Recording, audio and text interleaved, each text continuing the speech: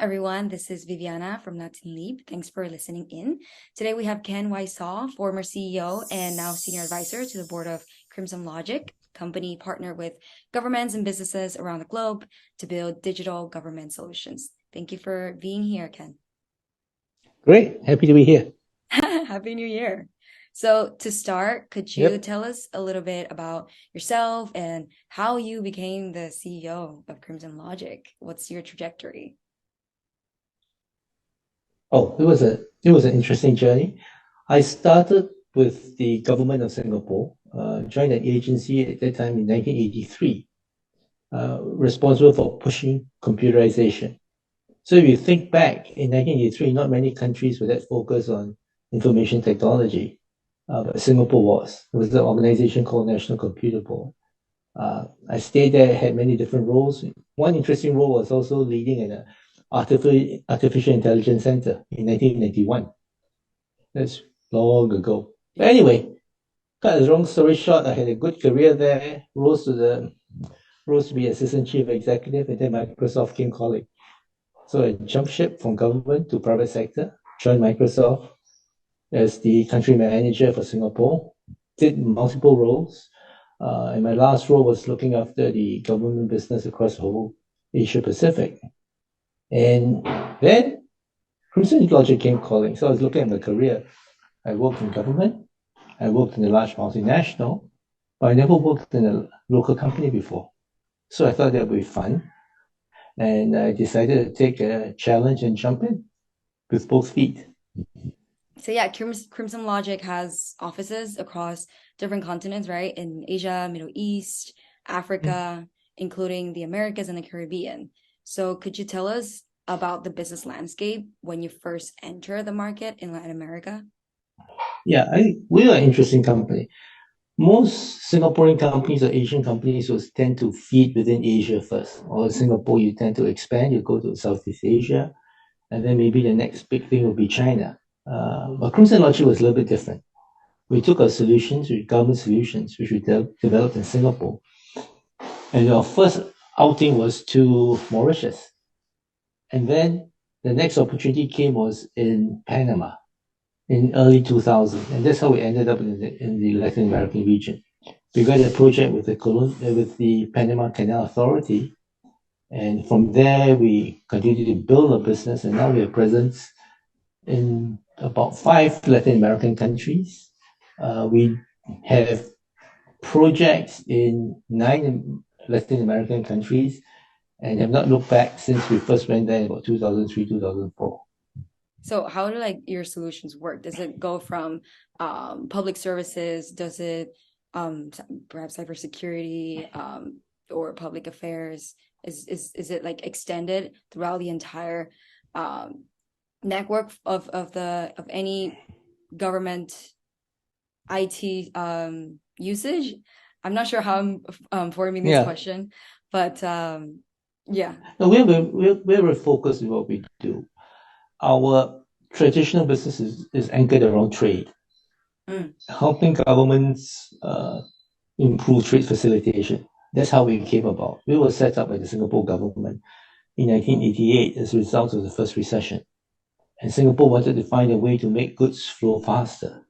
So with our solution, the normal time to take clearances and permits to get goods into the country could take anywhere between 3 to 7 days. We do it in seconds now. So taking this concept, we went throughout the world focusing on trade first, helping governments do a better job in supporting the business community. Then from the governments and business community, we've also ventured out to other digital government solutions like identity management, digital identity, and also in judiciary. So for example, in your part of the world, in Latin America, in the Eastern Caribbean, they're using our solutions for their courts. Wow. I might have to contact my government then. See how Yeah, that goes. it's specific domain, so we don't do everything. So it's trade, digital government solutions around identity management, things like business processes, licensing, and judiciary services, And we have another business which we're pushing, and that is in the B2B. When you think about trade, it's about governments and businesses working together. But businesses and businesses is also pretty inefficient, and there's opportunities to help in the supply chain there. So we're doing that part as well. Oh, that's great. That's great. So was this something that you just implemented like recently, or is that a market that way back you guys knew that it was going to be tapped into? It evolved. Yeah. So how we do and how we build a business depends on the opportunities. We try to lead where we can, and when we lead means that we show governments what we can do with the solution to get them interested. So Panama Customs uses our customs management solution. We just recently won a project last year in Colombia around the same technology as well. So when you have references, it's easier to sell. Mm. So with that, like I'm sure there were some cultural differences and local regulations that you had encountered while you were getting to know that market. What have been some of these challenges that you had to face when doing this business in Latin America? Biggest thing in Latin America is you don't speak English that well, right? So everything's Spanish. Really? So you have to we had to go and find a local partner. But now I have about 60 people there. About 57 of them are locals, only 3 foreigners. So it's primarily a localized operation, and that's how we take care of the language situation. We also had a local partner to help us navigate, but we later decided to move on our own. I guess you do that when you have enough scale and volume. That's great. I mean, that also helps the local economy, like employing locals, and that really builds trust, right? Is there like, how have you guys been able to maintain these strong partnerships and relationships with So it's interesting. My turnover in Latin America is surprisingly low, much lower than this part of the world. I have people with me now. Some of them actually worked with the local partner before, and then continue to work with me when we went our separate ways, and are now loyal CrimsonLogic employees. So I guess it's really about opportunity for growth, and giving them an interesting job to do. And on that, like apart from the Panama Canal project that you have mentioned when you first started, can you share any particularly successful project or one that made a mark to you? Something that perhaps Well, there's two. I mean, from Panama Canal that we started working with the Panama Customs and also the Cologne Free Zone. So we do their systems there. And then in Trinidad and Tobago, we built a pretty interesting system there that has helped them with not only business registration, but also customs trade facilitation, not customs, but trade facilitation means getting permits and getting clearances of goods faster in Trinidad and Tobago. Okay. So now that makes me curious. Like you mentioned that you had worked with a couple of governments there. So I'm curious about, well, not competition, but what are the other governments doing in terms of digitalization, those that you haven't worked with, if they're not incorporating these technologies in their trading? They are, but there's a different level, different scale. We have a competitors there.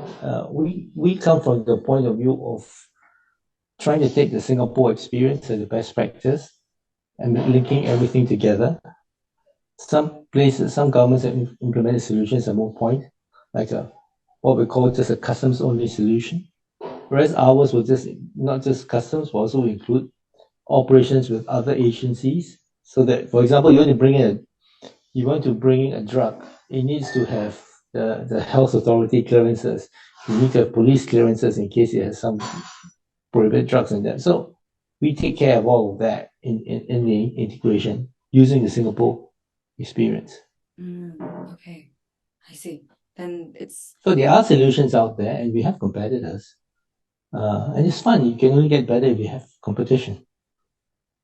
That's the exciting part, right? Hmm. So I guess finally, what advice would you give to businesses looking to expand in Latin American, um, in I terms guess of it's if they're for if it, most sorry, go for ahead. most companies who haven't been there, there'll always be apprehension. It's unknown. It's very far away. You're not sure, and the things that comes to your mind exactly what is it? What's the culture like? What's the business practices like? How do I make sure I can find a trusted way, a trusted partner, a trusted avenue to get done? And these are all valid questions, but it is similar questions you will ask in any market you go into anyway, right? The only difference is maybe in Asia you're a little bit more, you appreciate the culture better, you understand that. In Latin America, it's something a little new to many of us, right? I mean, like you have this huge carnivals. We don't have that. And that's a big thing. So you know that, okay, maybe in February and March, certain cities will shut down for a week. And you got to understand it and build that in. But you learn, and you learn by being on the ground. You have to be there. You have to then make the connections and then be patient. So would you recommend, once they want to expand, would you recommend them to establish a presence there from the very start, or they can do it remotely? They can definitely have like a remote operations and have it managed from afar. 3 years ago, I would say you need to be there. But with COVID, I think people are more familiar with video conferencing communication. But I think at the end of the day, you still need to be there. You can use technology to help build the bridges, but you still need to make the occasional trips. And finally, if you really think that it makes sense for you, you need to then find some way of having a permanent presence in the country where you do business in. Yeah, I completely understand. That's it's the same reason why people come here too, to understand the Asian market, and then they establish an Yeah. entire, yeah, facility here. Um, well, yeah. Perhaps a more funnier question. Any of your favorite foods in Latin America? Oh, I like pisco sour and ceviche. Pisco sour and We don't get ceviche that here. from Mexico. Yeah. The I haven't ceviche, tried. the best Peru. From Peru, that's where I had the best pisco sour and ceviche. That's great. Well, thank you so much, Ken, for being here today and sharing some of your learnings in doing business in Latin America. I appreciate it. All right, thank you. That was fun.